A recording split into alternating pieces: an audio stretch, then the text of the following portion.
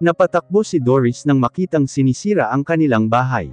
Hindi siya papayag na basta na lang sila pupalisin na walang notice na tatanggap.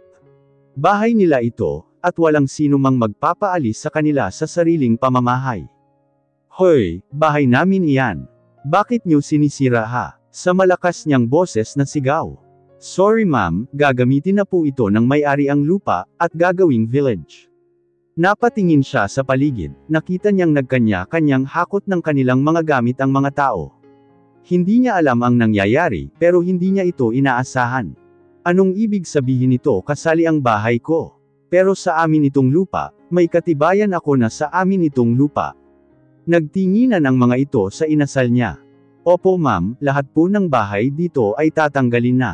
Kung gusto niyo po ay kausapin niyo na lang po si engineer, nasa dulo po siya. Siya po ang namamahala po dito. Taga-sunod lang po kami sa inuutos nila. Sinundan niya ang tingin nito kung saan ang may-ari. Walang nagawang nagmarchang palayo dito si Doris, at pinuntahan ang lalaking naka-sombrero. Malayo ito sa kanya, hindi niya gaanong mamukhaan, nakadagdag pa ang sikat ng araw. Excuse me, hindi niyo pwedeng basta na lang tanggalin ang bahay ko sa lupa namin. Sariling lupa namin ito at may katibayan ako. Galit niyang bungad dito. Excuse me, ako ba ang kinakausap mo? Inis niyang sinabunutan ang sariling buhok, nang harapin ito ng pikit mata. Hindi lang ito mayabang bingi pa. Sino pa nga ba? Di ikaw nasa harapan ko ha? Sino pa ba multo? Supladang sagot dito sa lalaki.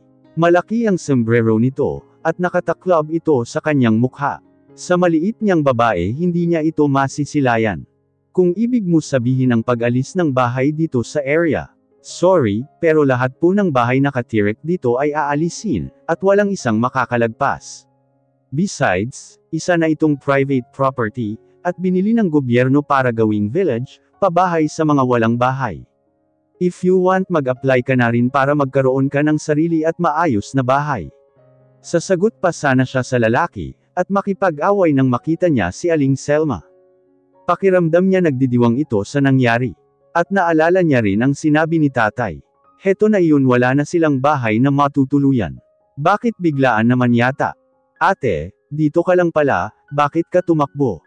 Hingal na sabi sa kanya ni Joel. Alam mo ba ito, na mangyayari ito ha? Ate, masama ang loob na tinalikuran niya ang kapatid. Ate sorry, natatakot lang akong sabihin sa'yo, at hindi ko naman alam, na ngayon na pala ang pagdidemolish nila sa mga bahay. Nakasunod pa rin ito sa kanya. Galit niya namang hinarap si Joel. Alam mo pala, bakit hindi ka nagsabi sa akin sa ganun na kapag handa man lang ako, tayo? Hindi ang ganito nabibigla ako. Iniisip mo ba talagang kapatid mo ako o hindi? Dahil kung hindi huwag na tayo maglukuhan ha. Mas mabuting kanya-kanya na lang tayo. Kung marami naman kayong mga tinatago sa akin. Lumuhad namang umiiyak sa harapan niya si Joel. Ate sorry, kung nasaktan ka sa mga nangyari. Wala lang talaga akong lakas na loob na sabihin sa'yo ang totoo. Kasi naman ang dami mo ng iniisip na problema, ayaw ko naman makadagdag pa ito sa mga iniisip mo. Huminga siya ng malalim, at inis niya naman pinunasan ang namasa niyang pisngi. Dahil nanubig na naman ang mga mata niya. Kahit na Joel, sana sinabi mo pa rin. Hindi yung magmukha akong syunga dito. Medyo kumikalma na siya. Sorry po ate, naluluha pa rin ito sa kanyang harapan, nakaluhod sa lupa. Mommy, bakit po umiiyak si Tito Joel? Bakit may maraming tao sa lugar natin? Sunod-sunod na tanong ni Zeke sa kanya. Humahanggos pa ito sa pagsasalita. Wala anak, tumayo ka na dyan. Okay na, ayaw kong naglilihim ka sa susunod Joel. Kapag inulit mo pa iyon hindi na kita kakausapin pa. Agad naman siyang niyakap nito sa tuwa. Salamat ate, ikaw talaga ang the best ate sa buong mundo. Sabi nitong nagpapataba ng kanyang puso. Buong mundo talaga. Oo naman. Ikaw lang ang best ate sa buong mundo, maunawain at mabait. Kaya kapag pinaiyak at sinaktan ka ni Kuya Arman, hindi ko siya mapapatawad. Nakangiting niyakap niya ang kapatid. Nanliligaw iyon. Oo, tinutulungan niya ako pero hanggang dun lang iyon, kaya alisin mo yan sa isipan mo. Saway niya dito sa kapatid. Basta, kahit sinong lalaki, gugulpihin ko kapag sinaktan ka at pinaiyak ka ate. Na-touch naman siya kay Joel. Pakiramdam niya matutunaw ang puso niya, sa pagmamahal nito sa kanya bilang kapatid. Salamat, tama na iyong drama. Tulungan mo nga lang akong kunin ang mga gamit natin. Sabi niya rito. Seryoso naman ang mukha ni Arman nakatingin sa mga mata niya. Kanina pa pala ito nakatayo dyan. Bakit parang chill lang ito at cool kung lumakad, kahit sa pagtayo nga lang napakagwapo ng lalaking ito. Kaya naman napapansin niyang walang kababaihang hindi mapapasunod ng tingin sa lalaking iyan. Kaya lang sa akin lang nakafocus ang tingin nito. Kahit mahulog pa ang butiki sa harapan, hindi pa rin ito mapapansin. Dahil iisang tao lang tinitingnan niya at ako yun. Ang haba ng hair mo, Tay. Nakapa niya bigla ang dibdib, nang maramdaman ang paglakas ng tibok nito. Hindi niya pa ito nararamdaman sa tanang buhay, kahit maraming nangliligaw noon, pero ni minsan hindi pa siya na-attract, kahit gaano pa ito kagwapo sa paningin ng lahat. What's going on here? Tanong nito, matapos ilibot ang paningin sa paligid, at pinagkaguluhan ng mga tao.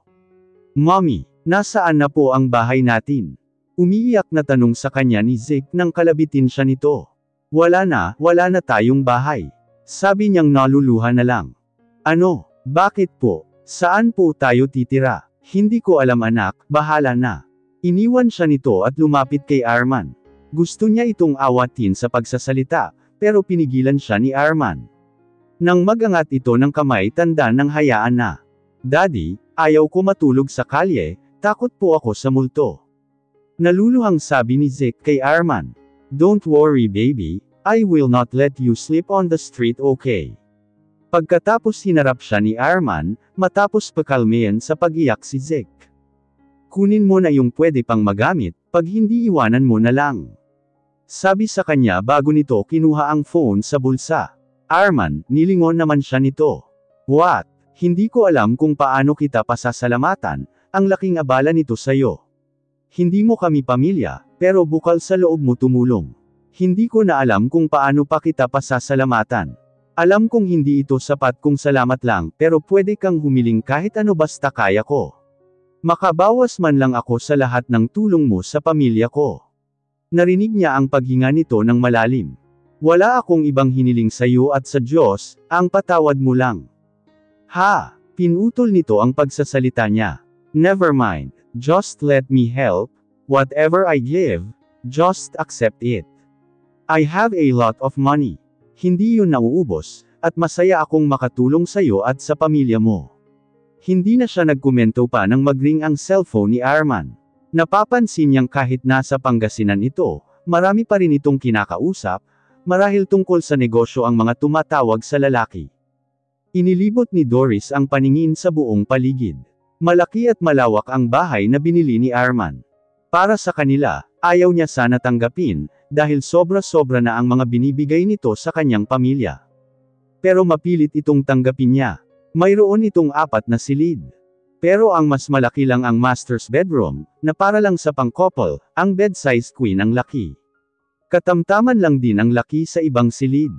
Kumpleto na ito sa gamit, wala ka nang ipag-alala pa. May sarili rin itong restroom, bawat silid at may aircon na rin.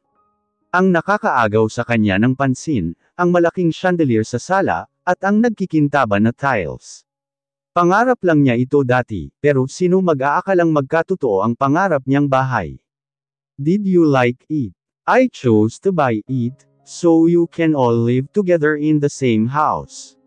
Saglit niya lang ito sinulyapan ng tingin. Nakapamulsa ito sa sulok, at napapansin niyang kahit magulo ang buhok, fresh pa rin ito tingnan. Hindi gaya niya nagmamantika na ang mukha. Hindi pa siya nakapaghilamos mula pa kanina, at amoy pawis pa siya. Dahil sa mainit na panahon. Sobrang laki nitong bahay na binili mo. Nakakahiya sa'yo. Okay lang naman kung maliit lang na bahay, basta may matulogan kaming kaanak. Sabi niya dito, nagkibit-balikat naman itong lumapit sa kanyang pwesto. I want you to live well here, and no one will disturb you. Be free to move and comfortable in living here. Sa kalmadong boses na sabi sa kanya. Nangungusap ang mga mata nitong nakatitig sa mga mata niya. Thank you Arman. Hindi ko alam kung paano pa ako makakabawi sa'yo. Maluluhang sabi niya sa binata. Enough. Huwag kang umiyak. may bahay ka na mas malaki pa at maganda. Paano kung malaman ito ng pamilya mo o asawa? Bumili ka ng bahay at binigay mo sa taong hindi ka mag-anak. Tanong niya, matapos panasan ang mukhang namasa sa pagluha. Hindi niya alam kung may asawa ito o wala. Baka mamaya biglang may susugod dito, at ipapahiya pa sa maraming tao. Hindi niya pinangarap na maging kabit. Speaking of kabit, wala naman silang relasyon, pero kahit na matatawag pa ring kabit. Actually, I have a wife, but she ran away. I don't know which planet to look for. Umangat ang isang kilay niyang napatingin dito kay Arman. Kung magsalita ito parang may tuwa o lungkot. Hindi nga lang siya sure, hindi mabasa ang ekspresyon nito sa mukha. Hindi ko maintindihan. Ibig mo ba sabihin, nilayasan ka ng asawa mo pero bakit? Muli naman ito nagkibit balikat, at kumuha ng sigarilyo sa pocket ng pantalon nito. Saka sinindihan, pero binukas nito ang pinto sa balcony, at doon nagpausok. She wants to be alone and away from me. She doesn't love me. Only our parents want us to get married. May naaninag siyang pait sa boses nito. Para bang may panghihinayang naiwan. Hindi niya matukoy. Mahal mo ba siya? Kung mahal mo siya, bakit hindi mo siya hinanap, at ipakita sa kanyang mahal mo siya, gagawin mo ang lahat para mag-work kayo. Payo niya dito. Yes, I did everything to make her love me too. Pero talagang hindi matuturuan ang pusong mahalin ka ng taong mahal mo. Dumating sa point na sumuko na ako, at pinabayaan siya sa gusto niyang mangyari. If she doesn't like me, okay, let her take care of her life. Sa seryosong sagot nito sa kanya. Siguro kailangan niya ng panahon, para marealize niyang ano ang sinayang niya. Sabi niya naman kay Arman. Pero nakita niya ang pag-angat ng gilid ng labi nito. I hope so, but we have been separated for 7 years. Tinapon na nito ang Yossi, matapos nitong patayin. Pero kasal pa rin kayo. Paalala niya sa lalaki. Kahit hiwalay na sila ng ilang taon, sa ngalan na kasal sila. Mag-asawa parent sila, hanggat kasal pa ang mga ito. Yeah, you're right. But I have already filed an annulment, and my lawyer has already processed it. Sabi nito sa kanya. Paano kung isang araw bigla siyang bumalik, at handa na siyang mahalin ka? At bobo na kayo ng sariling pamilya. Tatanggapin mo pa ba siya? Hindi ito agad nakasagot sa kanya. Huminga muna ito ng malalim, na tila napakabigat nito sa loob. I don't know, but one thing I can be sure of now is that I no longer have those feelings for her. That disappeared after the tragedy I was involved in, at hindi ako pinatahimik ng konsensya ko nang dahil sa babaeng iyon. Seryosong pagtatapat nito sa kanya, hindi niya alam ang mga pinagdaanan nito, pero ramdam niyang sinapit nitong pighati. Feel free here. This is your home from now on, sa'yo nakapangalan ang bahay at lupa na ito. Perma mo na lang ang kulang, para ma-process ni attorney ang mga papeles. May inabot ito sa kanyang papel at ballpen. Sign it, sabi sa kanya, pero parang nagdalawang isip siya kung tatanggapin niya ba ito o hindi. Come on, sign it. Pagpilitan sa kanya, humugot muna siya ng malalim na hininga bago pumirma. Hindi ba ako makukulong dito? Tanong niya matapos permahan. No, just sign it, and become an instant millionaire. Pinatirik niya ang mga matang humarap dito. Natatawa naman ito sa reaksyon niya. Nakakatawa ka naman, instant millionaire talaga. Sabi niya dito. What I said was not funny, Doris, I'm serious. I just want to make sure you're all right here, before I go home. Wika nito. Aalis ka. Gulat niyang reaksyon. Yes, pauwi na sana ako sa Italia, kung hindi lang dahil sa mga taong gustong tumapos sa akin, totoo naman iyon. Palaisipan pa rin sa kanya hanggang ngayon, bakit gustong tapusin si Arman ng mga iyon. Kaya nga, nahuli na ba sila? Tanong niya dito. No. Ha, don't worry, hindi ka nila masasaktan. Paniguradong sabi nito sa kanya. Hindi na siya nagkomento pa. By the way, I have more to give. I know you are good at it. Naisip kong bumili ng merchandise grocery store, para pagkukunan nyo ng hanap buhay. Rinig niyang sabi nito sa kanya. Nako, huwag na Arman. Sapat na itong bahay. Agad niyang tanggi sa lalaki. Please accept this. I don't know when I can come back here. If you still want to see me, sa malumanay na boses. Anytime welcome ka dito sa bahay. Hindi ko lang ito bahay. Bahay mo rin ito, agad niyang sagot dito. Bahay niya rin ito. Will you let me sleep in your room too? Hindi agad nakasagot si Doris sa tanong ni Arman. It's okay, it's just a joke. Nakangiting sabi nito sa kanya. Tinalikuran na siya nito at lumabas ng silid. Sandali malaki naman itong silid. Okay lang na share tayo sa room. Alam ko naman na mabuting tao ka. Sa malumanay niyang sagot sa lalaki. Of course. Good boy yata ito. Napakamot ito sa ulo, para bang pinag-iisipan pa ang isasagot sa kanya. Parang hindi ka pa sigurado dyan sa lagay mo ah. Natatawang sabi niya sa lalaki. I'm always a man. I also have needs as a man, and I need to release. Agad naman siyang pinamulahan sa mukha, dahil sa kaparangkahang nito, sa sinabi at pinawisan pa siya ng malagkit. Bigla rin siyang nakaramdam ng iba sa katawan, kahit maangin naman. It's just a joke. I'm not that kind of guy. I don't force it. But if you want me, I'm always ready. Sabi nitong may meaning. Bastos. Pahabol niyang sabi, bago ito tuluyang iwanan siya. Antipatiko.